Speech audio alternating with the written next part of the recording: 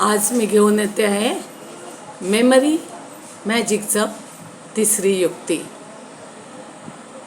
बऱ्याच वेळा काय होतं की मुलं प्रचंड अभ्यास करतात, पाठांतर करतात, सारखं वाचत राहतात, तरीही दुसऱ्या दिवशी म्हणा किंवा 2-3 दिवसांनी ते विसरतात आणि परीक्षेच्या वेळी तर पूर्णपणे गोंधळून जातात आणि म्हणतात मी ब्लँक झालो, मला काहीच आठवलं नाही।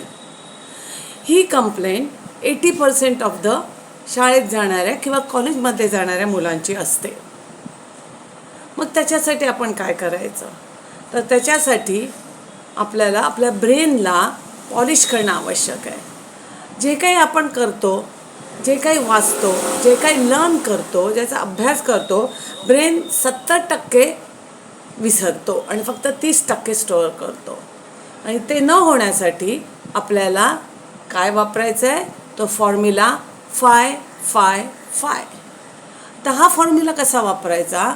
आपण आपलं पुस्तक जेव्हा वाचून संपवतो त्याच्यानंतर लगेच 5 मिनिटांनी परत एकदा डोळ्याखालून ते घालायचं आहे। त्याच्यानंतर बाजूला ठेवा पुस्तक, 5 तासांनी परत एकदा पुस्तक हातात धरा आणि परत एकदा ते वाचा, नाही ते स्पीक, बोला म्हणजे काय? तर दुसऱ्याला कुणाला शिकवता आहात त्या तऱ्हेने तुम्ही ते आरशासमोर उभे राहून त्याचं तुम्ही बोला म्हणतात, म्हणजे डायलॉग सारखं ते रिपीट करा। आणि त्याच्यानंतर 5 दिवसांनी जे काही तुम्ही वाचलेलं आहे त्याचं परत रिव्हिजन करा। आता रिव्हिजन म्हणजे काय? रीडिंग तर नाही, पुढच्या व्हिडिओमध्ये रिव्हिजन करायची म्हणजे कसं, आणि परत तेच वाचायचं नाही।